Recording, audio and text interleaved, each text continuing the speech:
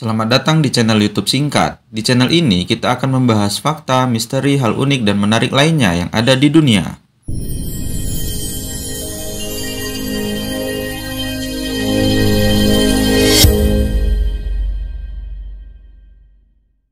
Agama dan kebudayaan Islam mengalami perkembangan yang cukup pesat di wilayah Indonesia. Perkembangan ini berawal dari masyarakat Indonesia yang berada di pesisir pantai. Dari daerah pesisir pantai inilah agama dan kebudayaan Islam dikembangkan ke daerah pedalaman oleh para ulama. Perkembangan di daerah pedalaman ini ditujukan kepada kalangan istana, yaitu raja, keluarga raja, dan kaum bangsawan. Apabila raja dan kaum bangsawan telah masuk Islam, maka rakyat sangat patuh dan taat terhadap perintah-perintah rajanya.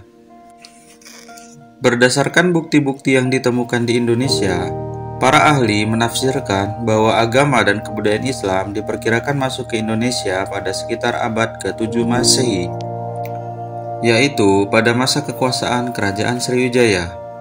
Penafsiran para ahli ini diperkuat dengan berita-berita pada masa itu telah terdapat pedagang-pedagang Arab yang melakukan aktivitas perdagangan di Kerajaan Sriwijaya. Bahkan, mereka telah memiliki perkampungan tempat tinggal sementara di pusat Kerajaan Sriwijaya. Pendapat lain membuktikan bahwa agama dan kebudayaan Islam masuk ke wilayah Indonesia dibawa oleh para pedagang Islam dari Gujarat, India. Hal ini dilihat dari penemuan unsur-unsur Islam di Indonesia yang memiliki persamaan dengan India, seperti batu nisan yang dibuat oleh orang-orang Kambai, Gujarat. Berdasarkan bukti-bukti ini, para ahli membuat sebuah kesimpulan bahwa agama dan kebudayaan Islam telah masuk ke Indonesia pada abad ke-7 Masehi, dibawa para pedagang dari Arab, Persia, dan India, Gujarat, dan berkembang secara nyata sekitar abad ke-13 Masehi. Masuk dan berkembangnya pengaruh agama dan kebudayaan Islam di Indonesia diperkuat oleh beberapa sumber berita sejarah, baik yang berasal dari luar negeri maupun dari dalam negeri. Sumber-sumber berita itu diantaranya adalah sebagai berikut. Berita Arab. Berita ini diketahui melalui para pedagang Arab yang telah melakukan aktivitas dalam bidang perdagangan dengan bangsa Indonesia pada masa perkembangan Kerajaan Sriwijaya. Sebagai kerajaan maritim yang menguasai jalur pelayanan perdagangan di wilayah Indonesia bagian barat termasuk Selat Malaka, kegiatan para pedagang Arab di Kerajaan Sriwijaya dibuktikan dengan adanya sebutan para pedagang Arab untuk Kerajaan Sriwijaya, yaitu Zabak, Zabai, atau Sribusa. Berita Eropa. Berita ini datangnya dari Marco Polo. Ia adalah orang Eropa yang pertama kali menginjakkan kakinya di wilayah Indonesia. Ketika ia kembali dari Cina menuju Eropa melalui jalan laut, ia mendapat tugas dari Kaisar Cina untuk mengantarkan putrinya yang dipersembahkan kepada Kaisar Romawi. Dalam perjalanannya itu, ia singgah di Sumatera bagian utara. Di daerah ini, ia telah menemukan adanya kerajaan Islam, yaitu Kerajaan Samudra dengan ibu kotanya Pasai. Berita India. Dalam berita ini disebutkan bahwa para pedagang India dari Gujarat mempunyai peranan yang sangat penting di dalam penyebaran agama dan kebudayaan Islam di Indonesia, terutama kepada masyarakat yang terletak di pesisir pantai. Berita Cina.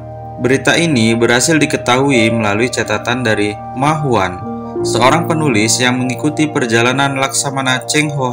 Ia menyatakan melalui tulisannya bahwa sejak kira-kira tahun 1400 telah ada saudagar-saudagar Islam yang bertempat tinggal di pantai utara Pulau Jawa. Sumber-sumber dari dalam negeri. Sumber-sumber ini diperkuat dengan penemuan-penemuan seperti penemuan sebuah batu di Leran dekat Gresik. Batu bersirat itu menggunakan huruf dan bahasa Arab. Batu itu membuat keterangan tentang meninggalnya seseorang perempuan yang bernama Fatimah binti Maimun. Makam Sultan Malikul Saleh di Sumatera Utara yang meninggal pada bulan Ramadan tahun 676 Masehi atau tahun 1297 Masehi.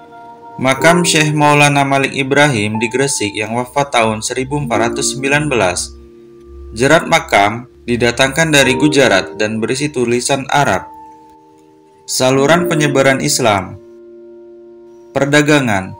Sejak abad ke-7 Masehi, para pedagang Islam dari Arab, Persia, dan India telah ikut ambil bagian dalam kegiatan perdagangan di Indonesia. Di samping perdagangan, para pedagang Islam dapat menyampaikan dan mengajarkan agama dan budaya Islam kepada orang lain termasuk masyarakat Indonesia. Perkawinan.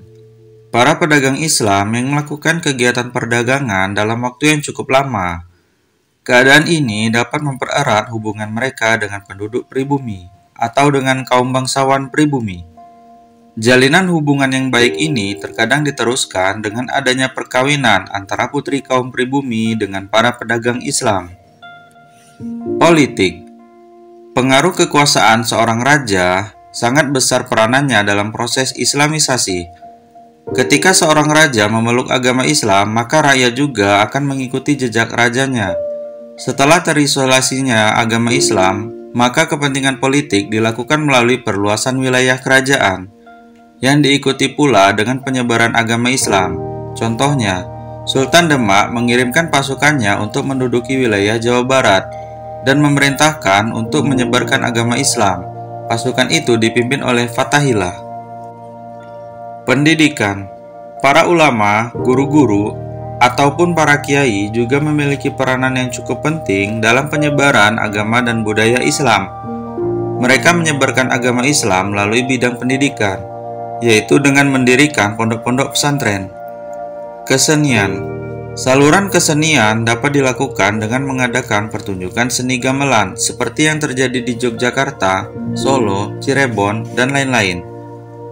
Seni gamelan ini dapat mengundang masyarakat untuk berkumpul dan selanjutnya dilaksanakan dakwah-dakwah keagamaan.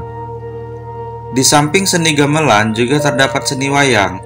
Melalui cerita-cerita wayang itu, para ulama menyisipkan ajaran agama Islam. Contohnya, Sunan Kalijaga memanfaatkan seni wayang untuk proses Islamisasi. Tasawuf.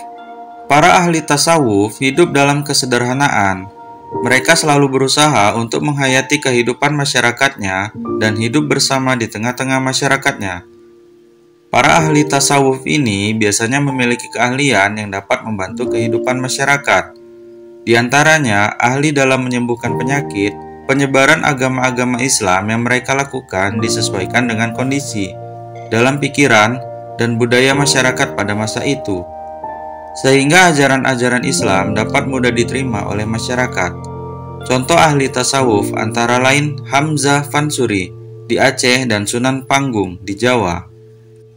Melalui berbagai saluran di atas, Islam dapat diterima dan berkembang pesat sejak sekitar abad ke-13 Masehi. Alasannya adalah sebagai berikut. Islam bersifat terbuka. Penyebaran Islam dilakukan secara damai. Islam tidak membedakan kedudukan seseorang dalam masyarakat. Upacara-upacara dalam agama Islam dilakukan dengan sangat sederhana. Ajaran Islam berupaya untuk menciptakan kesejahteraan kehidupan masyarakat dengan adanya kewajiban zakat bagi yang memiliki harta. Demikianlah informasi yang disajikan. Semoga informasi ini bermanfaat untuk kita semua. Klik like, share, dan juga subscribe apabila channel ini bermanfaat untuk teman-teman.